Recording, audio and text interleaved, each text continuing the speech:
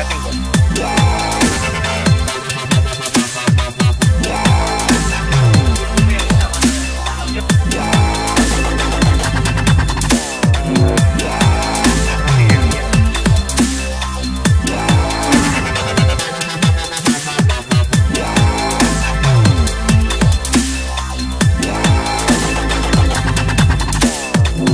Assalamualaikum laskar ada beras-beras dimanapun anda berada. Jumpa lagi dengan saya Dr. Hewan Adisa di channel YouTube kesayangan anda, sahabat-sahabat TV yang akan berbagi tips dan informasi seputar hewan ternak. Masih menjawab konsultasi dan pertanyaan-pertanyaan dari para peternak yang sudah masuk di kolom komentar. Yang sudah subscribe, silakan subscribe, terima kasih. Silakan lihat-lihat beberapa video saya sebelum ini, sangat banyak membahas tentang permasalahan sapi di lapangan. Oke, video kali ini mungkin tidak terlalu panjang karena hanya akan membahas konsultasi dan pertanyaan dari Laskar Ngarit yang mungkin jumlahnya hanya 10 atau 13. Langsung saja, silakan simak di intro berikut ini.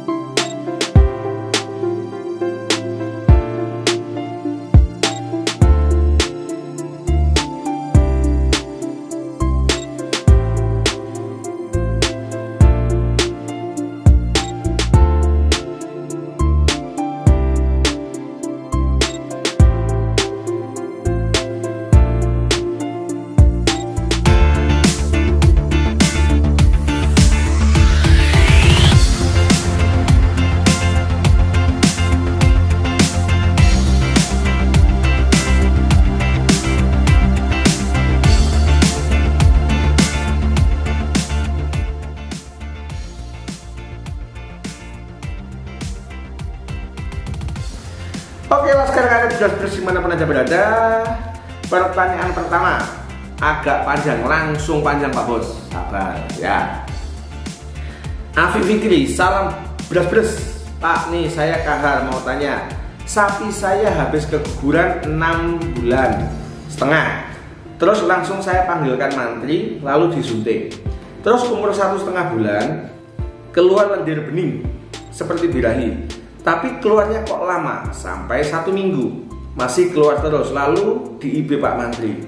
Lalu sehabis di IB kok masih terus keluar lendir bening, campur darah. Gimana solusinya Pak Komandan? Begini, kecepatan IB-nya seharusnya dari keluar birahi pertama itu jenengan nunggu ke birahi kedua atau ketiga. Jika dari birahi pertama ini ya jenengan tunggu 21 hari dia birahi lagi.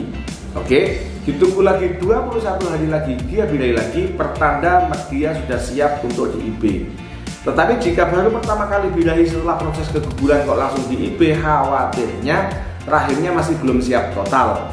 Oke, konkret setelah di IB ini jenengan tunggu 21 hari lagi. Kalau dia birahi tunggu lagi 21 hari lagi. Di birahi ketiga saya sarankan dikawinkan. Tapi jika ternyata tidak birahi dan langsung bunting, alhamdulillah, mantap. Kita lanjut, Dimas Kurniawan, salam beras-beras dari Lampung Dok. Siap Pak Komandan. Sapi saya perutnya buncit, tapi makannya normal.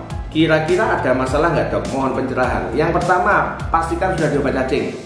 Yang kedua, evaluasi makanan. Jangan-jangan makanannya terlalu banyak kadar air sehingga bisa jenengan layukan. Tapi prinsipnya jika makan lahap, perut buncit, berikan obat cacing. Yang terpenting adalah pertumbuhan secara umum dia bertambah besar, bukan perutnya aja. Kalau perutnya aja yang bertambah besar bahaya, bisa jadi cacingan atau bahkan cacing hati yang kronis. Panggil dokter, minta dicek Pak Bos. Oke, pertanyaan selanjutnya agak panjang lagi biar ketutup tampang saya. Rizky Syahputra, assalamualaikum Dok. Waalaikumsalam, salam beras-beras. Mau tanya Dok, lebih bagus mana, tetes tebu atau konsentrat Dok? Terus Dok, kalau sapi diberi tetes tebu setiap pagi boleh atau tidak Dok? Pertanyaan kedua. Dan satu lagi Dok, boleh tidak sapi diberi tetes tebu terus dikasih konsentrat? Oke, tak jawab satu-satu ya. Yang pertama, bagus mana tetes tebu atau konsentrat? Ini punya fungsi yang berbeda. Tetes tebu atau molase adalah probiotik. Dia bisa membantu memudahkan pencernaan, memberikan rasa, memberikan nutrisi yang bagus, ya. Lalu bisa memecah partikel-partikel ini, meningkatkan palatabilitas. Jadi si sapi ini suka banget. Ini fungsinya tetes tebu. Sedangkan fungsinya konsentrat adalah makanan yang sudah diolah dengan nutrisi yang sangat tinggi, dan ini melengkapi nutrisi standar hijauan yang ada. Jadi dua-duanya beda fungsi. Oke, lebih bagus mana? Sama bagusnya. Tetes tebu bagus banget diberikan untuk sapi yang sedang tumbuh, untuk proses penggemukan. Tetapi sebaiknya dihindari jika pemberiannya terlalu banyak atau pemberiannya disediakan. Atau bahkan kesalahan peternak adalah menjadikan tetes tebu sebagai bahan minuman pokok, atau bahkan mungkin sebagai bahan makanan pokok. Karena tetes tebu ini kaya kalium dan sangat rentan menyebabkan diare jika pemberiannya kebanyakan. Oke? Sedangkan konsentrat adalah nutrisi yang sudah disetting sedemikian rupa supaya bisa tercerna dengan baik, sedikit menghasilkan feses, ya, pencernaannya dibuat lebih tinggi dan lebih efektif dan efisien untuk menambah berat badan. Tetes tebu dan konsentrat sama bagusnya, peruntukannya yang berbeda. Lalu, terus dok, kalau sapi diberi tetes tebu setiap pagi boleh nggak? Tidak ada masalah, selama tidak berlebihan dan ikuti saran anjuran yang ada di kemasan tetes tebu tersebut. Oke, pertanyaan yang ketiga, dikasih konsentrat dan dikasih tetes tebu boleh nggak? Boleh, orang masalah. Pokok men duitnya kuat, silakan diajar, tidak ada kendala. Jadi itu tetes tebu dan konsentrat boleh diberikan bersamaan. Oke? Eko Yuli, Dokter Risa, kalau IB tanggal 2 Oktober sore dan tanggal 4 Oktober pagi keluar darah, apakah waktu IB-nya sudah tepat? Bisa jadi terlalu cepat Pak Bos. Dan semisal di IB sebulan kemudian keluar darah, apakah tidak jadi? Bisa jadi tidak jadi, tetapi intinya jenengan titeni wae. Sapi yang terjadi konsepsi di situ ada hormon progesteron yang langsung muncul. Hormon progesteron tidak akan muncul gejala birahi yang dikontrol oleh hormon estrogen. Oke? Jadi jenengan titeni 2 kali 21 hari kok tidak keluar birahinya, insya Allah jadi. Kapten Ternak, Pak Dok, salam ngaret beras-beras, siap. Sapi saya kenapa? Ya, setelah disuntik di leher belakang kok ada benjolan keras. Apakah mungkin karena pukulan? Benjolan keras bisa karena antibiotik yang digunakan adalah long acting, sehingga di situ bengkak. Solusi yang terjadi adalah diuyak. Ya, diuyak apa? Diuyak gini loh kalau kata orang Jawa ya. Atau ketika disuntik di situ ada perlukaan dan bakteri yang masuk, mungkin tidak menggunakan alkohol atau jarumnya tidak steril. Waspada jika terjadi abses atau infeksi. Saran saya panggil lagi Pak Dokter untuk ngecek. Tapi biasanya pada penggunaan antibiotik long acting memang di situ terjadi kebengkakan selama 2 minggu. Solusinya ditekan-tekan aja, ya. Atau dengan pakai air hangat, taruh di botol lalu diuyak nih kalau kata orang Jawa, ditekan-tekan di daerah situ. Oke? Red Minot 1 bertanya, Pak Dok, apa penyebab sapi keguguran usia 8 bulan? Keguguran itu banyak banget penyebabnya. Keguguran itu ada 2 macam. Keguguran non-infeksius atau bukan karena agen, bakteri, jamur, virus, dan lain-lain. Dan keguguran infeksius, keguguran yang dikarenakan oleh bakteri dan lain-lain dan itu menular. Nah, keguguran tertinggi memang usia dari 5 sampai 8 bulan. Terutama 6 sampai 8 bulan ini banyak sekali terjadi keguguran. Ya, keguguran ada yang menular, ada yang tidak. Nah, keguguran yang tidak menular ini bisa karena sapinya demam, bisa karena stres, bisa karena trauma atau jatuh. Ya, bisa karena kandang terlalu panas, bisa karena tidak pernah dilepaskan. Itu juga bisa menyebabkan keguguran, ya. Sedangkan keguguran karena agen infeksius atau yang menular bukan hanya menular sih, disebut saya yang infeksius ya. Ini Brucella abortus, ini menular. Leptospira, Spirochaeta, ya, jamur, Aspergillus. Ada lagi karena makanan atau keracunan. Jadi banyak sekali faktornya. Jadi konkretnya jenengan periksakan aja, karena di produk keguguran itu nanti biasanya dokter akan bisa menyimpulkan penyebabnya karena apa. Oke Pak Bos? Tanya dok, sedikit melenceng. Sapi saya udah di IB 21 hari. Kemudian dia mengeluarkan lendir putih lagi.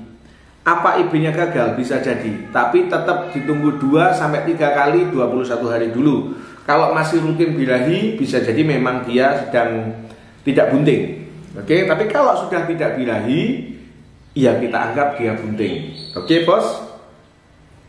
Siswoyo, maaf dok, saya punya sapi jantan kira-kira umur 1 tahun. Tahu-tahu dari alat kelaminnya keluar darah, jantan ya.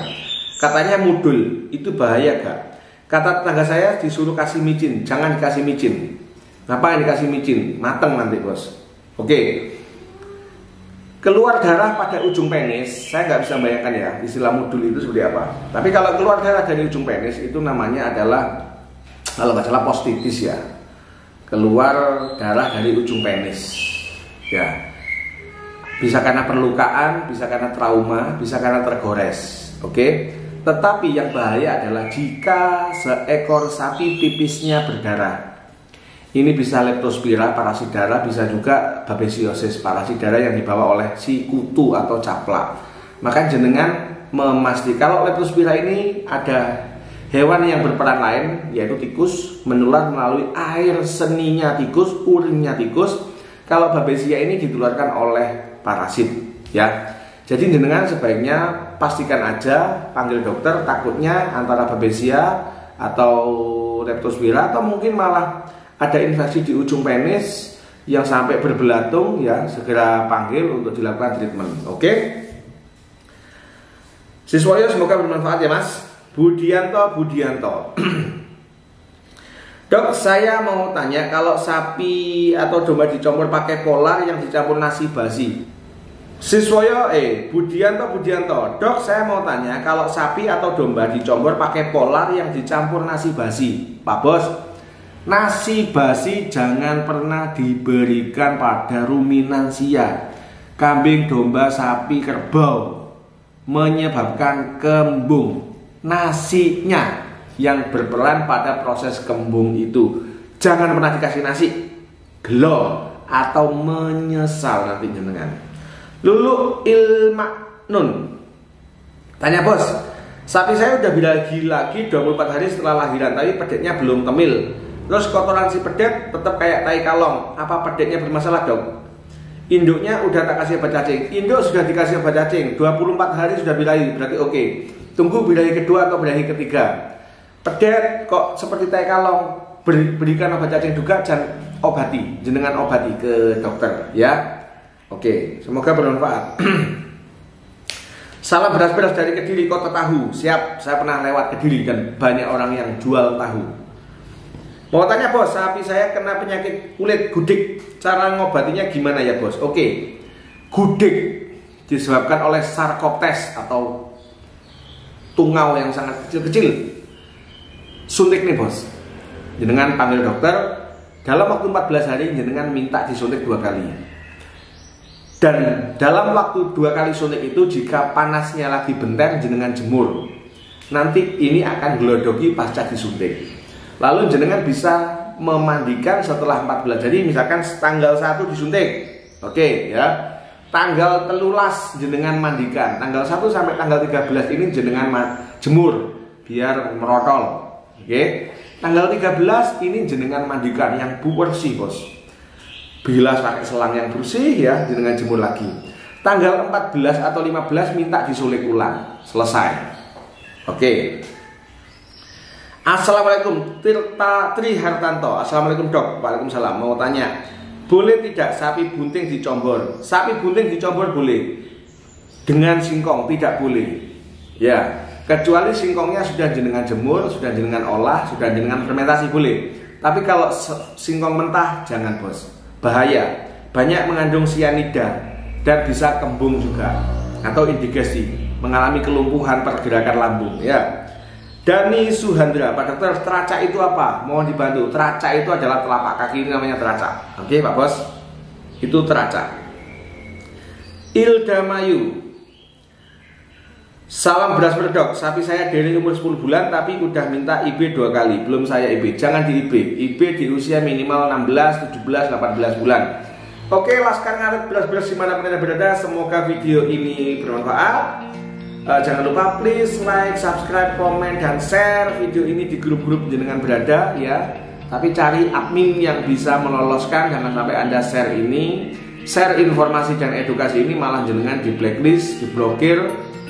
Jadi memang kita ini perlu komunitas yang saling diskusi, saling tumbuh, saling berbagi informasi, bukan komunitas yang hanya gagah-gagahan dan komunitas yang cuma jual-jualan. Sekian video dari saya. Semoga bermanfaat. Assalamualaikum warahmatullahi wabarakatuh. Laskar Ngarit beres-beres. Semangat.